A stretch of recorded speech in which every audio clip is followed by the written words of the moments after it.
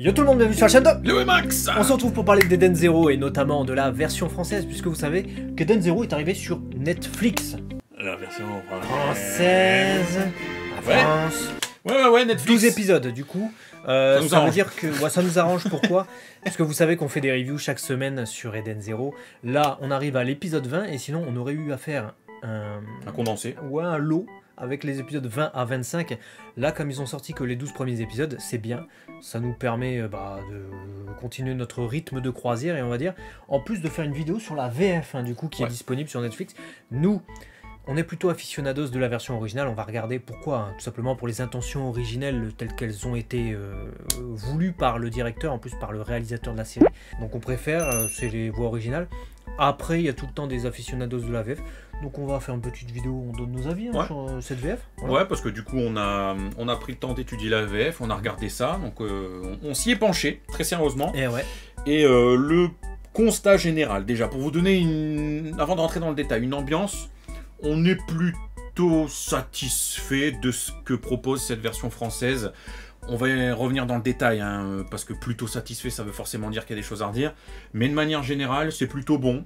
C'est plutôt fidèle, on s'est même surpris, enfin moi en tout cas, à avoir des petits frissons sur des passages clés alors que je m'attendais pas forcément à ça sur de la VF, donc franchement, l'avis global, si je devais mettre une note comme ça, je dirais 7 sur 10. Ah ouais, tu mets des notes toi? Mais comme ça, je l'ai mis parce que j'avais envie, pour donner un peu mon penchant général, tu vois. Moi je mets pas de notes, mais vous allez voir, on va prendre rôle par rôle et on va vous donner un peu nos avis. Et vous aurez le nom du comédien qui s'affiche en bas. Sachez que au moment où on a visionné la VF, on savait pas du tout quel comédien faisait quoi. On n'a vraiment pas jugé au nom du comédien. Voilà. Et pour la plupart, j'ai même envie de dire qu'on les connaît pas forcément, ou même si on connaît les noms, on sait pas trop, on se souvient plus trop. On connaît le doublage. Très bien le doublage, comment ça fonctionne, et le doublage japonais, les noms des CU, etc. Mais c'est vrai que le nom du monde du doublage, et notamment de l'animation, en France, c'est pas quelque chose qu'on maîtrise sur le bout des doigts. Donc voilà, on va parler de Shiki, qui est le personnage principal, qui forcément, sans douter, il est prononcé Shiki, donc bien avec les deux syllabes détachées. En japonais, ils auront tendance à aller vite sur le i, sur le premier, sur le shi, ça va être Shiki. En VF, forcément, c'est Shiki. Qu'est-ce que t'as pensé de la voix du personnage principal? Tu sais tellement plus de trucs que moi, t'es sûr que t'es jamais venu ici avant? Bah écoute, on va devoir débuter sur un petit bémol. Voilà. Je suis en demi-teinte sur le personnage qu'interprète du coup Benjamin Bollen. Je trouve qu'il est plutôt bon dans les conneries, mais c'est bien. Ça... tant mieux, parce que vu qu'il en fait pas mal. Il en fait pas mal.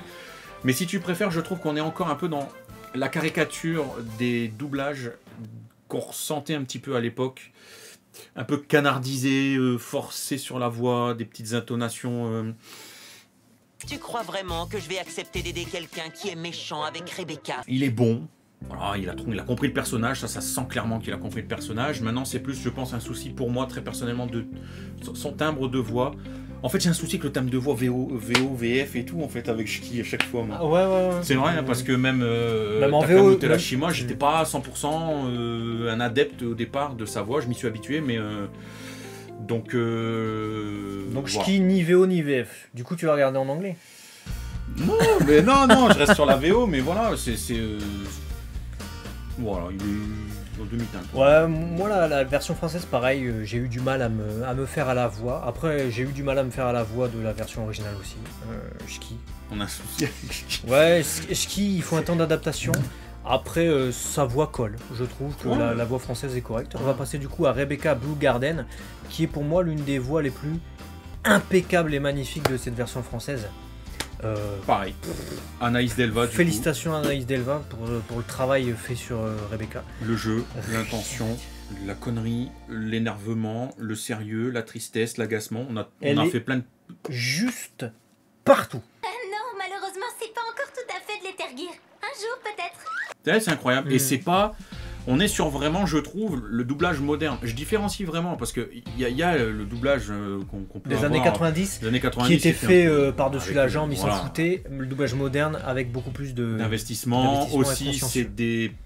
sauf si on est vieux de la vieille dans le sens positif du terme, mais même les gens qui ont notre âge ou le vôtre, c'est des gens qui ont grandi aussi avec cette culture-là, donc qui ont aussi regardé de la VO comme de la VF, et qui ont aussi, je pense, envie de faire ce métier et de se donner à fond pour interpréter les choses comme ils ont peut-être toujours rêvé de le faire ou peu importe. Donc je pense qu'aussi il y a beaucoup plus d'investissement et ça se ressent. Parce que clairement, elle a compris, je trouve, le code de ce qu'on attend d'un doublage français pour un animé. Parce que c'est pas pareil de doubler un animé, de doubler une série avec des vrais hommes. Hein. Attention, et des vrais acteurs. Ça n'a rien à voir. Non, franchement, on va pas faire plus long. Quand c'est bien, c'est bien. Qu'elle aille se faire voir, celle-là. Franchement. Happy. Alors là, par contre, j'ai une question pour vous. Vous allez nous le dire dans les commentaires. N'ayant pas revu la VF de Fairy Tail depuis 15 ans, parce que oui, ça a 15 ans, Fairy Tail, je sais pas si c'est la même comédienne qui faisait Happy de Fairy Tail, parce qu'en VO, c'est la même. Hein. C'est Rie Kugimiya qui fait les deux. Happy Fairy Tail et Happy Eden Zero. Là, je sais pas. Du coup, on a Carl Lynn Heller qui fait la voix de Happy. J'ai eu un temps d'adaptation. Elle faisait un peu moins mascotte que Rie Kugimiya, je trouvais, sur les premières lignes. Et puis, après plusieurs épisodes, etc., on a vu... je m'y suis fait, je trouve qu'elle colle bien. En fait. Ouais, elle colle bien. Mais je pense que ça doit lui demander un petit effort parce qu'elle a pas... Elle est toujours dans ce petit cadre un peu comme ça, mais il y a un chouïa d'irrégularité. C'est-à-dire que tu sens qu'il y a des moments... Elle va se mascotiser. Ouais. Et là, elle part un peu sur ce que Lee fait. Et là, je me dis, j'aime bien. Et il y a des moments, elle repart un peu sur une voix normale comme ça. Mais quand elle fait des trucs... C'est quand, justement, elle mascotise que j'aime bien. J'invente un mot. Je suis assez d'accord, parce qu'à un moment donné, quand t'as un mec, ça doit être épisode 2, il fait « Ouais, c'est quoi ce nom pourri, Happy, etc. » Ouais, c'est pas un nom pourri, etc. On a un flashback avec Rebecca. Et bon, je parle de l'histoire juste sur l'épisode 2, mais après, on va éviter de spoiler. Et quand le nom de Happy est prononcé, Happy, ils disent dans la version française, j'ai trouvé que la voix française était extrêmement proche, quand elle dit son nom, de la version originale. Voilà pour Happy. Ensuite, Wise Steiner avec du coup Benoît Dupac qui prête sa voix. On savait pas que c'était du Benoît Dupac, hein. C'est un comédien extrêmement populaire et connu, hein, notamment Onizuka dans la VF de GTO, Shadow. Très célèbre, Shadow dans Sonic X. Mais c'est vrai que sur Wise, on a eu un petit... voilà. Le modifie ma voix pour dire les vérités. Benoît. Il veut passer en anonyme. Écoutez, Benoît, j'aime beaucoup votre travail sur d'autres rôles, mais pas, ça colle pas la tête de Wise. Je sais pas qui a parlé, un mec qui a parlé. T'as pas aimé du tout. Non, en fait, je vais être honnête, je trouve que ça colle pas. Mais à une seule condition, c'est bien clair? Voilà, vous savez toute l'histoire. J'ai l'impression que c'est une voix de Michael, 19 ans, mais pas Wise. C'est vrai, Benoît Dupac a une voix extrêmement jeune. Et j'étais extrêmement satisfait, pour dire 2 fois le même mot à la suite, parce que j'ai un quota, tu comprends, faut respecter, de son rôle de Jis dans Dragon Ball Kai, parce que c'était le bon choix. Ouais. Il a une voix très proche justement de Daisuke Kishio. Ouais, d'accord. Mais sur Wise, non, c'est pas ça. En plus, enfin, c'est pas ça. Là, c'est que notre avis. Hein. Peut-être pour d'innombrables personnes, c'est ça. Il y a pas de souci. C'est que l'avis de deux cons qui se connaissent un peu quand même en doublage. Mais et en Eden Zero. Connard. Mais c'est tout. Voilà. Chacun a son avis et voilà, on respecte votre avis. Il y a pas de souci. C'est vrai que Wise en VO, on a eu du mal. On a eu un temps d'adaptation. Mais dès lors qu'il a fait des conneries, dès lors qu'il était un peu cassos et tout, il s'est calé et il a eu sa voix. Et la voix VO, maintenant, on l'entend. Il n'y a pas de souci, etc. C'est vrai que la VF, à part quand il fait ses conneries, où je le trouve très juste, et il y a une justesse, tu l'as dit tout à l'heure, à faire des passages comiques dans un animé, très compliqué, notamment dans les animés à la Mashima, puisque c'est du décalage, hein, il crie tout de suite, tu sais. Il est très bon, très bon Benoît Dupac, mais c'est vrai que la voix, le timbre de voix, c'est pas mon Wise, c'est pas le Wise auquel... Voilà, je suis directeur de plateau, je prends pas Benoît pour ce rôle, tu vois. Je lui en donne un autre. Pas... Ouais, bien sûr. Parce que qualitativement parlant, il est bon, mais le timbre de voix, voilà. Je comprends. Pinot, ensuite, Charlotte Henquin. Magnifique. Je ne suis pas un robot, je suis un androïde anti-machine.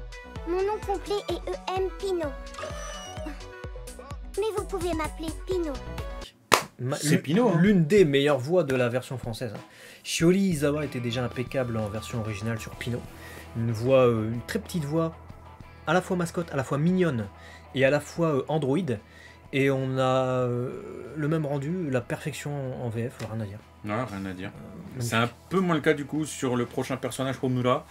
Le jeu est bon, mais le problème c'est qu'Olivia Dalric, du coup, elle a une voix plus grave, plus mature. C'est un peu une voix presque cassée, tu vois, qu'on pourrait limite. Quand t'as un homme ou une femme qui fume, par exemple, tu vois, tu sens qu'il y a une voix un peu. Et ça a un charme. Ouais, c'est un peu plus rock et ça a un charme pour certains rôles, justement. Bien sûr. Romula, la VF, c'est justement une femme à la fois sérieuse, déterminée, mais un peu étourdie. Et du coup, elle doit avoir une voix un petit peu plus... Oh, j'ai fait ça, moi, comme connerie. Et là, en fait, elle parle un peu plus comme ça. Elle est tout le temps... Même dans la connerie, elle est sérieuse. Ça fait vachement un tour. Il me juge uniquement d'après mon apparence. Il me scrute de la tête aux pieds. Elle dit vraiment tout ce qui lui passe par là. Et je pense pas que c'est un peu comme Wise, tu vois. Wise, il est trop pour le personnage et elle est trop basse pour le personnage. Mais les jeux c'est sont ce que bons. tu disais. À un moment donné, il y a les deux personnages qui parlaient en VF et il me disait, ouais, elle devrait donner un peu de grave à Wise et Wise, il devrait lui donner un peu de légèreté. C'est ça, et c'était un peu l'idée, voilà. Donc, bon, moi, je rejoins tout à fait, donc j'ajouterai rien de plus. Ensuite, on a Witch. Je déconseille vivement la venue à bord de tout individu qui voudrait intenter à la vie du grand démon. Je rappelle par ailleurs que Monsieur Wise n'a aucune autorité quant à ce genre de décision. Qui, je trouve, est très bien. Ouais, j'aime bien. Voilà, c'est un peu la voix de grande sœur, la voix de maman, la voix rassurante. La voix de Macrel. Non, c'est parfait. C'est très bien. Ouais, pareil. Sister, du coup, Virginie Mary, qui prête sa voix. On a trouvé qu'elle rentrait dans le rôle au fur et à mesure des épisodes. Ouais. Première apparition, c'était bizarre parce que on a Sister versus... Ah ouais, je peux pas dire. Non, tu peux pas dire. Première apparition, c'était bizarre parce que le personnage apparaît, le personnage de Sister, dans des circonstances spéciales. Voilà. Et elle est opposée à un personnage spécial. Et de par cette circonstance, déjà, c'est spécial. C'est chiant quand tu veux pas spoiler. Bah non, on veut pas vous spoiler, mais bon. Et sa voix, du coup, elle s'énerve à un moment donné. Elle est très très juste et elle dit des grossièretés et c'est ce qu'on attend du personnage de Sister. Et à un moment donné, il y a une accalmie et elle parle normalement, elle rencontre en fait un peu les héros, hein, si vous préférez. Et là, on a trouvé que c'était à côté. Ouais, le jeu était bizarre en fait. On s'est dit, bizarre le jeu là. Et puis après, il y a des scènes comiques, etc. plus tard, sans vous donner le contexte. Et on a dit, bah c'est tout à fait ça, elle est tout à fait juste là. Toi, tu seras le cochon des dance, qu'est-ce que t'en dis? Je pense qu'elle a appréhendé et appris de son rôle au fur et à mesure de jouer le personnage. Je pense qu'elle devait vraiment, ça se ressent un peu, ne pas connaître le jeu VO initial parce que sinon tu sais à quoi t'attendre sur le personnage. Et j'ai l'impression qu'elle a été déroutée par cette personnalité spéciale, vous verrez que le personnage a, et du coup qui demande un jeu où tu passes d'un état à un autre. Ça, ouais. Et ça, j'ai ressenti qu'elle s'est adaptée et elle s'est accoutumée de son rôle au fur et à mesure des épisodes. Et la voix est bonne. Et dans les deux cas, j'ai envie de dire, Yukio Fuji à la fois et Virginie Mary, du coup, qui fait la VF, c'est deux voix qui tranchent un peu avec l'apparence première de Sister. C'est-à-dire que les deux voix paraissent un peu plus jeunes que moi, ce que j'en attendais. Pareil. Mais à la fois, elles collent. Et c'est ça, du coup. Le personnage est comme ça, du coup, que ce soit en VO ou en VF. Armit, on l'a pas encore vu, donc on sait pas. Valkyrie non plus. On a Ziggy, par contre, qui est doublé par Yann Pichon. Hein, alors, qui est quand même une sommité du doublage. Il est arrivé, il a fait ça. Il a fait... Chiki, si tu vas dans les étoiles, tu vas pouvoir aller faire des copains. Elle est très bien, ça. Non, elle est bien. C'est Papy... comme on l'attend, elle est... Même l'effet robotisé, parce que c'est des effets qui sont appliqués de manière différente en France, au Japon, je trouvais ça ça collait bien au perso. J'ai rien à dire en fait, je me suis dit, ouais, bah, c'est Ziggy. Donc, parlons de Xiaomei du coup, parce qu'on a on a quand même un petit truc à dire là, par rapport, c'est plus à la... Je sais pas si c'est la direction qui a voulu ça, mais elle est appelée Xiaomei. Ah ouais, non. Et Xiaomei, bon... Non. Il y a des notions de chinois quand même à mettre en place. Bah voilà, quoi. Je veux dire, X et I, plus le... Ouais, ça fait surtout que tout ce qui est à l'anglaise, ils le prononcent, tu vois. Ils font des trucs, à un moment donné, il y a des sous-titres, ils font « At a drive, pulse », machin, tu vois. Donc ils font l'effort de prononcer l'anglais comme il faut le prononcer. Le français, pareil. Et dès que c'est asiatique... Oui, il y a rarement cet effort. C'est pas compliqué de dire « Xiaomei ». On vous demande pas de faire une phrase de 15 caractères. Bonjour, ça faisait longtemps. Vous pouvez m'appeler Xiaomei. Xiaomei. Là, Xiaomei, ouais. Xiaomei en plus, il y a 8X quoi. Ouais, c'est chaud. Ça par contre, pour moi, c'est une erreur qui peut pas être... Parce que là, c'est même pas un choix de voix, c'est même pas du talent, c'est un choix artistique, tu l'as dit. La lecture, ouais, c'est une consigne. C'est une consigne. Peut-être que le directeur de plateau aurait dû préciser la prononciation. Après, la voix de Xiaomei, je l'ai trouvée bien. Je trouve... Si on doit donner une nuance, une petite différence, c'est que la voix japonaise est plus douce. Et je dirais peut-être que la voix française, tout en étant douce, hein, elle est plus timbrée. Voilà, c'est en rondeur d'un côté et un peu plus... Ouais, un peu plus anguleux peut-être. Ouais, un tout petit peu, légèrement, ouais. Sinon, elle est bien. Ensuite, on a Erzi Crimson, du coup. Comme vous l'aurez compris, chacun d'entre vous est désormais mon esclave. Nous allons maintenant nous rendre sur la planète Gilst, où je pourrai vous vendre à bon prix. Bah, femme mature, elle arrive. Comme Perfection. Ça, Pamela Ravassar, du coup, qui fait un... Est-ce que c'est la même voix que Erza dans Fairy Tail? Ça, c'est la question que je me pose. Dites-nous. Ouais. Parce qu'en VO, oui. En VO, c'est Sayaka Ohara qui fait du coup Erza et Elsie. Là, j'aimerais bien savoir. Justice, on l'a entendu brièvement, la voix avait l'air de coller. C'est vrai que Daisuke Namikawa, donc en VO, n'a pas non plus une voix très grave. Tariq, du coup, Mehani qui fait sa voix, ou Mehani, je sais pas comment ça se prononce. Il met un petit peu de mystère dans sa voix quand il parle comme ça, et je trouve que ça va un peu à ce personnage, on sait ce qu'il va devenir. Moi, j'ai plutôt apprécié son interprétation.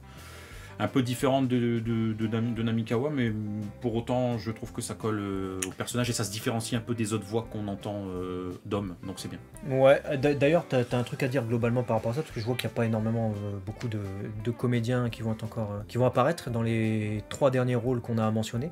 Globalement, sur les comédiens, enfin, tu disais que tu préférais en tout cas les comédiennes sur cet animé. Sur cet animé, pour moi, les comédiennes sont large meilleures et les choix sont mieux faits que sur la partie masculine du cast, parce que clairement on a justement, on va y revenir après, mais là on a Laviria qui est fait par Geneviève Doang, on avait Rebecca, on avait un nombre de personnages filles de B-Cubeuses, je vous donne pas le détail pour pas vous spoiler, bref, tout le monde est réuni, de manière générale à 90%, sauf exception, c'est propre, quoi. Je veux dire, chacun a son jeu, chacun a son interprétation, elle joue tout quelque chose de propre. Et dès que les mecs y parlaient, sauf si c'était Barrick, alors généralement les Barrick sont... Tu sens qu'il y a une bonne grosse voix qui est posée. Des comédiens âgés déjà qui ont de la... Voilà. Là, il n'y a pas le nom qui apparaît, on ne sait pas qui le fait, mais on a eu rapidement, c'est Jaguar qui apparaît. Jaguar, ouais. Voilà, une grosse voix rock, tu sens que la personne elle a 50, 60 ans, c'est impeccable. Mais tous les jeunes hommes, il y a un truc qui, un peu caricature. À un moment donné, je t'ai dit, ouais, il joue comme Yaous ou comme Sacha d'époque, quoi. Tu vois, dans Pokémon. Dans Pokémon, ça date de 2000, donc ça fait 20 ans que. Donc. Voilà, c'est le ressenti, ouais, clairement, qu'on peut avoir. Ouais, c'est un ressenti que je partage un peu. Je suis pas total. J'irai pas jusque-là. Je trouve que quand même, Shiki, on arrive à avoir une voix qui. Enfin, un comédien qui rentre vraiment dans le rôle au fur et à mesure, mais c'est vrai que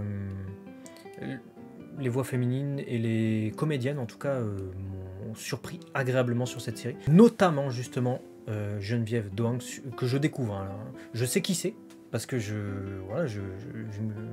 suis un peu ce qui se passe en doublage, mais je découvre que c'est elle du coup sur le rôle de Laviria. Tu n'as aucun talent, tu perds ton temps à jouer les bicubeuses, fais autre chose de ta vie.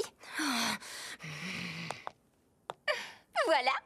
Oh, je viens de me rappeler que j'ai un shooting photo pour une entreprise.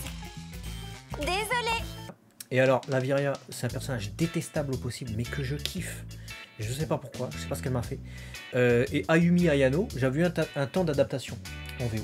Mais après, la voix nickel. Hein, et là, la voix VF, elle est parfaite. Elle est parfait. Je l'ai entendu, j'ai fait, mais je la kiffe, elle. Provocatrice, voilà, présomptueuse, joueuse en même temps, elle met les nuances où il faut. Laviria, l'une des meilleures même, hein, j'ai envie de dire. Après Clarisse, on la voit ci et là. Clarisse, on la voit vite. Bon, je vais pas m'attarder dessus, ça passe, c'est correct, il n'y a pas de truc. Et puis on a du coup Jean Rutherford, qui est doublé par Benjamin Gasquet. Plus grave qu'en VO. Ouais. Je dois vous ramener avec moi. C'est ma mission. Mais pourtant, moi, alors je vais dire un truc. En VO, j'ai été déçu que sa voix soit si vous voulez, il parle avec une voix comme ça un peu en VO. Alors que le gars, je m'attendais à ce qu'il parle avec une voix un peu plus grave. Et c'est ce qu'il a en VF du coup. Donc ils lui ont donné une voix plus grave qu'en VO, ce qui est assez surprenant, parce que pour l'ensemble, ils ont essayé, à part peut-être pour Komula, de coller au timbre de voix. Malgré tout, j'aime bien. Je trouve qu'il colle très bien au personnage de Jean. Mais il est plus sombre, un peu plus taciturne de prime abord, tu vois, un peu plus dans son truc. Donc t'as plutôt la tendance à vouloir le faire parler comme ça que le mec qui sombre comme ça, qui fait ah ouais salut, ça colle, ça colle pas dans l'intention. Et moi aussi j'ai beaucoup aimé du coup, comme quoi on peut être fan de VO et aimer les choix que peuvent apporter dans la nuance la version française, tu vois, même si on veut quelque chose qui colle, bah parfois... Puis d'abord, c'est pas fan de VO, c'est un animé japonais, donc de manière générale, moi personnellement, je sais pas comment fonctionne, tout le monde fonctionne différemment, mais je regarde la version originale de tout. Si c'est un truc français, je regarde en français, si c'est un truc américain, je regarde en anglais, en américain. Là, pareil en japonais. Une bonne VF dans l'ensemble. On va quand même revenir aussi sur quelques rôles secondaires qu'on a vus. On n'a pas les noms des comédiennes, du coup, ni des comédiens, mais j'ai trouvé qu'ils étaient excellents. Mosco, qu'on voit pas là dans la liste, qui est parfait. Il prononce Mosuko, son nom. Bon, ouais, bon. C'est un peu c'est un peu dommage, quoi, que à l'écoute, c'est Mosco, tu vois, il fait toutes ses vannes sur Mosco, justement. Il est génial, le comédien qui fait Mosco, c'est la voix. Déjà en VO, on avait été surpris, parce que c'est la voix qu'on imaginait quand on lisait le manga. Ensuite, on a les voix de filles, notamment Kaochipo, qui a l'air très bien. Ouais. Voilà, elle parle peu, hein, donc, mais elle a l'air très bien. Par contre, alors une voix, je sais pas comment ils ont casté, à mon avis, c'était certainement une comédienne, et ils lui ont dit, bon, ça c'est un rôle secondaire, fais-le.